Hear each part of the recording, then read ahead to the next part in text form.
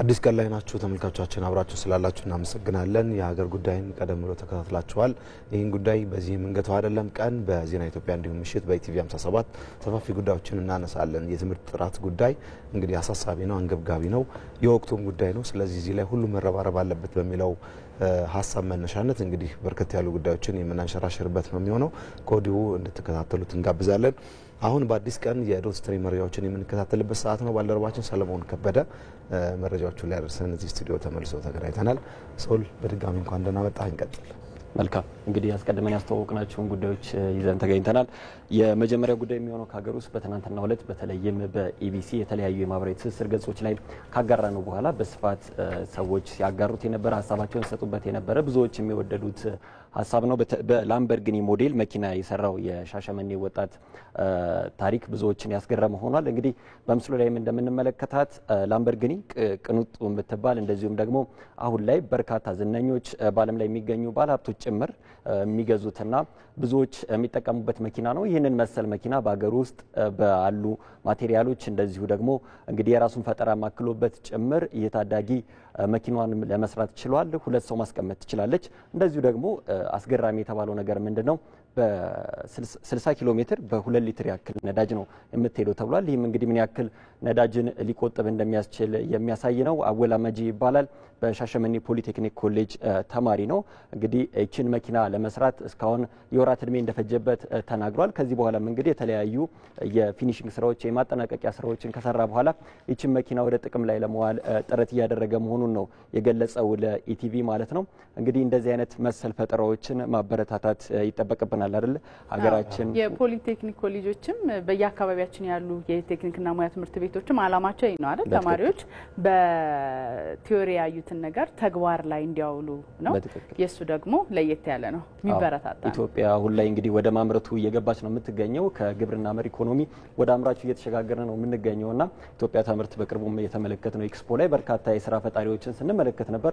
እንዲህ አይነት ታዳጊ ልጆችን በምናበረታታበት ሰዓት ደግሞ ወደምናልመው የአምራችነት ዘርፍ እንገባለን። ኢትዮጵያ የራሷን ፍላጎቶች በራሷ እንድታሟላ የሚያደርግም ጭምር ነውና በትናንትናው ዕለት ብዙዎችን በዚህ ልክ ነው ሀሳባቸውን ሰጡ የነበረው። መበረታታት ይገባቸዋል። እንደዚህ አይነት የፈጠራ አቅም ያላቸው ልጆች መንግስት፣ በአካባቢ ያሉ ግለሰቦች፣ ትምህርት ቤቶችም ጭምር ፈጣሪ የሆኑ ልጆችን እንደዚህ አይነት የተለያዩ የፈጠራ ሀሳቦችን ይዘው የሚመጡ ልጆችን ድጋፍ ሊያደርጉላቸው እንደሚገባ በሀሳብ መስጫ ላይ ሲያጋሩ ተመልክቻለሁ። ወደ ቀጣዩ ጉዳያችን እንሻገራለን። በርካታ ሰዎች በትናንትናው ዕለት ሲመለከቱት የነበረ ጉዳይ ነው። በተለይም ለካቶሊካዊት ቤተክርስቲያን እምነት ተከታዮች የትናንትናዋ ቀን ተጠባቂ ነበረች። ኮንክሌቭ በሚባለው የመሰብሰቢያ አዳራሽ ውስጥ በቫቲካን ማለት ነው እንግዲህ ላለፉት 2 ቀናት አዲሱን ርዕሳነ ሊቃነ ጳጳስ ለመምረጥ ስብሰባ ሲደረግ ነበረ። እንግዲህ ከስብሰባው ውስጥ ውሳኔ መወሰን አለመወሰኑ በካቶሊካዊት ቤተክርስቲያን የሚገለጽበት ስርዓት ብዙዎችም ጓጉተው የሚጠብቁበት ነው። መርጠው ወይም ደግሞ ርዕሳነ ሊቃነ ጳጳሱን የሚመርጡ ከሆነ ነጭ ጭስ ይለቀቃል፣ ካልሆነ ግን ጥቁር ጢስ ነው የሚለቀቀው። ይህንን በተደጋጋሚ እንግዲህ በዛው በተለይ በቫቲካን ቅዱስ ጴጥሮስ አደባባይ ወደ 40 ሺህ የሚጠጉ የካቶሊክ እምነት ተከታዮች ሲከታተሉ ነበር። 2 ጊዜ ያክል ምርጫው ሊሳካ አልቻለም ነበር። በዚህም ጥቁር ጢስ ተለቋል። በኋላ ላይ ግን በሶስተኛው ነጭ ጭስ መለቀቁና እንደዚሁ ደግሞ ሊዮ 14ኛ የተባሉ አዲስ ርዕሳነ ሊቃነ ጳጳስ መሾማቸው ተገልጿል። አሜሪካዊ ናቸው። 69 ዓመታቸው ላይ ይገኛሉ። እንግዲህ እሳቸው አብዛኛው እድሜያቸውን በደቡብ አሜሪካ ውስጥ በሚስዮናዊነት እንዳገለገሉ ተገልጿል። አሁን ላይ ግን በቫቲካን የኤጲስቆጶስ ሹመት ላይ በሚሰራው ቢሮ ውስጥ በአመራርነት እያገለገሉ ይገኙ እንደነበረ ተገልጿል። እሳቸውን እንግዲህ የካቶሊካዊት ቤተክርስቲያን ርዕሳነ ሊቃነ ጳጳሳት አድርገው በትናንትናው ዕለት መሾማቸው ተገልጿል። ይህን ተከትሎ አሁን ላይ የዓለም ሀገራት መሪዎች ጭምር የእንኳን ደስ አላችሁ መልእክት እያስተላለፉ ይገኛሉ። ፕሬዚዳንት ዶናልድ ትራምፕ አሜሪካዊ መሆናቸው አስገርሞኛል ብለዋል። በተለይ የመጀመሪያውም ናቸው አይደል? የመጀመሪያው አሜሪካዊ ናቸው። እሳቸው ይህ አስገርሞኛል ብለዋል። እንኳን ደስ አሎት፣ መልካም ጊዜ መመኝሎታለሁ ብለዋል። በተለይ ከዶናልድ ትራምፕ ጋር በተያያዘ እሳቸው ያጋሩት አንድ ምስል ብዙዎችን ሲያነጋግር ነበር አይደለ? ካቶሊካዊት ቤተክርስቲያን እንደውም ይህ ቤተክርስቲያንን መናቅ ነው የሚል ጭምር ሀሳብ የሰጠችበት አንድ ጉዳይን አድርገው ነበረ። እሳቸው የርዕሳነ ሊቃነ ጳጳስ ልብስ የለበሱበት በኤአይ ጄኔሬት የተደረገ ምስልን በማህበራዊ ትስስር ገጻቸው ካጋሩ በኋላ ብዙ ትችት ሲያስተናግዱ ነበር። ነገር ግን በትናንትናው ዕለት ለተመረጡት ርዕሳነ ሊቃነ ጳጳሳት ሊዮ 14ኛ የእንኳን ደስ አሉት መልእክት አስተላልፈዋል። የሩሲያ አቻቸው ፕሬዚዳንት ቭላዲሚር ፑቲንም እንደዚሁ የእንኳን ደስ አሉት መልእክትን አስተላልፈዋል። በዓለም ሀገራት ላይ በስፋት ሲጋራ የነበረ ጉዳይ ነው። በተለይ ደግሞ የአመራረጥ ሂደቱ ብዙዎችን ያጓጓ፣ ብዙዎች በቀጥታ ስርጭት በተለያዩ አማራጮች ሲከታተሉት የነበረ ጉዳይ ነው። ይህ እንግዲህ በትናንትናው ዕለት በስፋት ሲጋራ ተመልክቼዋለሁ ማለት ነው። ወደ ቀጣዩ ጉዳይ እንሻገር። ሩሲያ በዛሬው ዕለት በተለይም 80ኛ የድል በዓሏን ታከብራለች። ሁለተኛ ዓለም ጦርነት ከተደረገ በኋላ የናዚ ጀርመንን ያሸነፈችበትን የድል በዓል ነው ሩሲያ የምታከብረው። ላለፉት 80 ዓመታት ይህ የድል በዓል እየተከበረ ይገኛል። በአሁኑ የድል በዓል እንግዲህ የኢትዮጵያውን ፕሬዝዳንት ታዬ አጽቀሥላሴን ጨምሮ በርካታ ሀገራት መሪዎች በዚህ በዓል ላይ ለመሳተፍ ገብተዋል። ፕሬዚዳንት ሺ ጂንፒንግ ቀዳሚው መሪ ናቸው ወደ ሩሲያ ሲያቀኑና በተለይም እሳቸው ባቀኑበት ወቅት ከሰዓታት በፊት ዩክሬን በተለያዩ የሩሲያ አየር መንገዶች ላይ ጥቃት ስትሰነዝር ነበርና ምናልባት መሪዎች ይመጣሉ የሚለውም ጥያቄ ውስጥ ገብቶ ነበር። ሺ ጂንፒንግ እንግዲህ ቀዳሚ ሆነው ገብተዋል። ከዛ ከሳቸውም በኋላ በርካታ መሪዎች ወደ ሩሲያ እያቀኑ ይገኛሉ። የቡርኪና ፋሶ ፕሬዚዳንት ኢብራሂም ትራውሬ አሁን ላይ በመገናኛ ብዙሃን ላይ በስፋት የምንመለከታቸው ናቸው። አይደለም አነጋጋሪ ጉዳዮች ብዙ አይጠፉም ከቡርኪና ፋሶ። እሳቸውም ጭምር ዛሬ ማለዳ አካባቢ ላይ ወደ ሩሲያ መግባታቸውን ስመለከት ነበረ። አሁን ላይ ደግሞ በዚህ ሰዓት የሩሲያ ወታደራዊ ሰልፍ ሊጀመር በዝግጅት ላይ ይገኛል። በርካታ የሰልፉን የሚያደምቁ ወታደራዊ ተሽከርካሪዎች፣ በርካታ ወታደሮች እንደዚሁ ተገኝተዋል። ይህን ለመታደግ ደግሞ ከመላው ሩሲያ የተወጣጡ ዜጎችም እንደዚሁ ወደ ቀዩ አደባባይ እያመሩ እንደሆኑ እየተገለጸ ነው። እንግዲህ ይህም በዛሬው ዕለት በስፋት ሽፋን እያገኘ የሚገኝና ሌሊቱንም የመሪዎች መግባት እንደዚሁም ደግሞ ትናንትና ማምሻውን ፕሬዚዳንት ፑቲንም ለተገኙት መሪዎች አቀባበል አድርገዋል። ምሽቱን የራት ግብዣም ሲያደርጉ ነበር። እነዚህ ጉዳዮች በስፋት ሲጋሩ እንደዚሁ የነበሩ ናቸው። ወደ አሜሪካ እንጓዝና የትራምፕን ጉዳይ እናንሳ። አሁን ላይ ያነሳ ነው የዚህ ናዚ ጀርመን የተሸነፈበት ወይም ደግሞ ሁለተኛ ዓለም ጦርነት የተጠናቀቀበት በዓል በተለያዩ ሀገራት ላይ ይከበራል። አውሮፓውያኑም እንደዚሁ ያከብሩታል። እንግዲህ በሁለት ተከፍሎ ነበር አይደል ጦርነቱ ሲካሄድ የነበረው።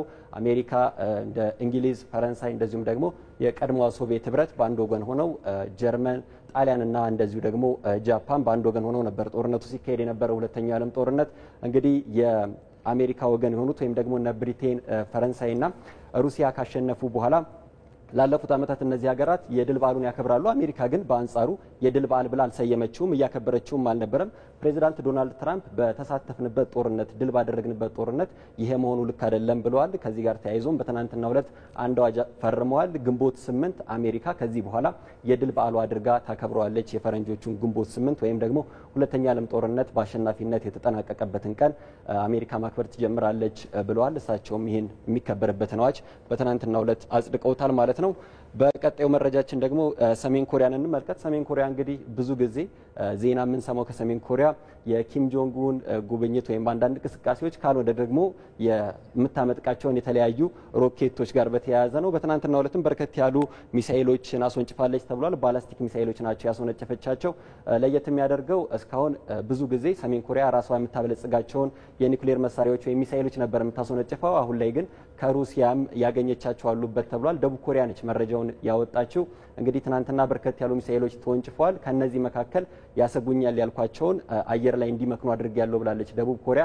ነገር ግን በአብዛኛው ለሙከራ የተወነጨፉ ናቸው። በምስራቃዊ ባህር ላይም እንደዚሁ እንዳረፉ ተገልጿል ማለት ነው። ይህም እንግዲህ በትናንትናው ዕለት በስፋት ሲደረግ የነበረ ሲጋራ የነበረ ዜና ነው ማለት ነው። ወደ ኬንያ እንወሰዳችሁና አንድ ጉዳይን ላጋራችሁ። በተለይም በኬንያ ሁለት ቤልጂየማውያን በቁጥጥር ስር ያውሉበት ጉዳይ ብዙዎችን እያስገረመ ይገኛል። እነዚህ ሁለት ቤልጂየማውያን እንግዲህ በቁጥጥር ስር ሊዋሉ የቻሉት በኬንያ በርከት ያሉ ጉንዳኖችን ሲሰበስቡ ተገኝተዋል ተብሎ ነው። ከ5000 በላይ ጉንዳኖችን በእጃቸው ላይ ይዘው እነዚህ ሁለት ቤልጂየማውያን ተገኝተዋል። ይሄን ተከትሎም እንግዲህ በኬንያ በቁጥጥር ስር ከዋሉ በኋላ የዱር እንስሳትን በማዘዋወር ተጠርጥረዋል ተብሏል። ይህን ተከትሎም ለአንድ ዓመት እስር ወይም ደግሞ ወደ $7700 የሚጠጋ ገንዘብ መክፈል እንዳለባቸው የኬንያ ፍርድ ቤት ወስኗል። ነገር ግን እነዚህ ቤልጂየማውያን ይህንን ጉዳይ ያደረጉት ባለማወቅና እንደዚሁ ደግሞ ለጉንዳን ካላቸው ፍቅር ጋር በተያያዘ እንደዚሁም ጉንዳኖችን ለማሰባሰብ ካላቸው ፍላጎት ጋር በተያያዘ እንደሆነ እየገለጹ ይገኛሉ። የኬንያ ፍርድ ቤት ግን ከዚህ በፊትም እንደዚሁ ወደ 400 የሚጠጉ ጉንዳኖችን ሲያሰባስቡ አግኝቻቸዋል ያላቸውን ቪየትናማውያንን በተመሳሳይ በ1 ዓመት እስር ወይም ደግሞ $7700 እንደቀጣ ተነስቷል። የጉንዳኖችን ማሰባሰብ ይሄን ያክል የጦስ ውስጥ ይከታሉ የሚለውን ነገር ብዙዎች ሲያነሱት ነበር። ዶቼ ቬለን ጨምሮ በርካታ ሚዲያዎችም እየዘገቡት የሚገኝ ጉዳይ ነው። እነዚህ ቤልጂየማውያን እንግዲህ ሁለት አማራጭ ተሰጥቷቸዋል። $7700 ወይም ደግሞ በ1 ዓመት እስር መቆየት ማለት ነው። የዱር እንስሳትን በማዘዋወር ተጠርጥረዋል ማለት ነው። ወደ ቀጣዩ መረጃ ወደ መጨረሻው መረጃችን እናልፋለን። የቱርክ ፖሊስ የዱር እንስሳ ናቸው ብሎ ነው የገለጸው። ቁጥሩም በርካታ ነውና ይሄንን በ5000 ያህል ጉንዳንን ይዞ ከሀገር ለመውጣት መሞከር እንደው እንደ ቀላል ነገር አንመለከተውም ተብሏል። በትክክል ተቆጥረው 5000 ያክል ናቸው ጉንዳኖቹ። ይሄንን እንደ ቀላል አንመለከተውም ብሏል የኬንያ ፍርድ ቤት። ያው ዝቅተኛ የሚባለውን በእንስሳት ማዘዋወር ወንጀል ዝቅተኛ የሚባለው የ1 ዓመት እስርና ወይም ደግሞ $7700 ክፍያ ነውና ይሄንን ወስነንባቸዋል ብሏል። በጣም እንዳዘኑ ነው የገለጹት ቤልጂየማውያኑም። እኛ ይሄ የጉንዳኖች ጋር ሆቢ ይሉታል አይደል ፈረንጆቹ፣ እና ብዙ የሚያስገርሙ ያላቸው ፈረንጆች እንግዲህ የእነዚህ ሁለት ወጣቶች ሆቢ ደግሞ ጉንዳኖችን ማሰባሰብ ሆኖ ተገኝቷል። ታዲያ በኬንያ የተለያዩ ፓርኮች ውስጥ በሚዘዋወሩበት ጊዜ ለጉብኝት ይቅርታ እንግዲህ በርካታ ጉንዳኖችን ሲያሰባስቡ ነበር። እነዚህን ጉንዳኖች ካሰባሰቡ በኋላ በቁጥጥር ስር ውለው ለዚህ ተጋልጠዋል ማለት ነው። በቀጣይ ያው ወይ እስሩን ወይ ቅጣቱን እንደሚከፍሉ ይጠበቃል።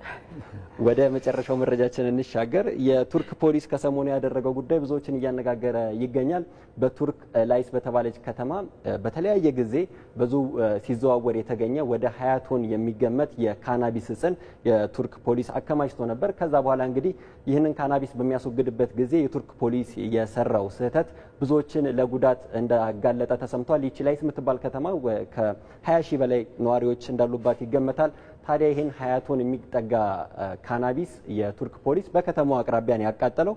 ይህን ተከትሎ የከተማዋ ነዋሪዎች ለ5 ቀን ያክል በዚህ እጽ እንደደነዘዙ ቆይተዋል ተብሏል። ይህን በጣም ህጻናት ለህመም ሲጋለጡ እንደነበር በትክክል ተጠቀሙት። በከፍተኛ መጠን ሊቆጣጠሩት በማይችሉት መጠን ነው ሲጠቀሙት የነበረው። ገደብም አልነበረውም የሰዓት። አሁን አንድ የዚህ ተጠቃሚ ቢሆን በተወሰነ ሰዓት ሊጠቀሙ ይችላል አይደለ? እነሱ ግን ለ5 ተከታታይ ቀናት ከዚህ ጭስ እረፍት ሊያገኙ አልቻሉም። ፖሊስ እንግዲህ ከስተቴ ተምሬያለሁ ብሏል። ነገር ግን ለ5 ቀናት እነዚህ የዚህ ከተማ ነዋሪዎች ህጻናትን ይዘው ወደ ሆስፒታል ሲመላለሱ እንደዚሁ ደግሞ እነሱም ሲያዞራቸው ከዚህ ከእጹ ጋር የተያያዙ ስሜቶች ያው በቀን ማለም እንደሆነ ነው ብዙዎች ሲያነሱ የነበረው። የተለመደው ከኑሯቸው ዘይቤ አስወጥቷቸው እንደነበረና በራቸውንና መስኮታቸውን ዘግተው ለ5 ቀናት ያክል ለመቀመጥ እንደተገደዱ አንስተዋል። ወደ 25000 ያህል ዜጎች የዚህ ቀጥተኛ ተጠቂ መሆናቸውም ነው የተገለጸው። ብዙዎችን እያነጋገረ ነው የሚገኘው። የአመቱ ትልቁ ስህተት ነው። ትልቁ ስህተት ያው ከስህተት የተምር ያለው ቢሆን ፖሊስ የተወሰኑ ሱሰኞችን እንትን ለማለት ብለ ሙሉ ከተማውን እንግዲህ 20 ቶን ካናቢስ ምን ያክል 20 ቶን ካናቢስ ምን ያክል ከፍተኛ እንደሆነ ልንገምተው የምንችለው ነው። ፖሊስ በቁጥጥር ስር መዋሉ ጥሩ ሆኖ ሳለ ያስወገደበት መንገድ ግን ብዙዎችን የጎዳና ብዙዎችን ለችግር ያጋለጠ መሆኑ ሲያነጋግር የነበረ ጉዳይ ነው። ለማለዳ ከዶት ስትሪም ያዝናቸው መረጃዎች ይህን ይመስላሉ። እናመሰግናለን።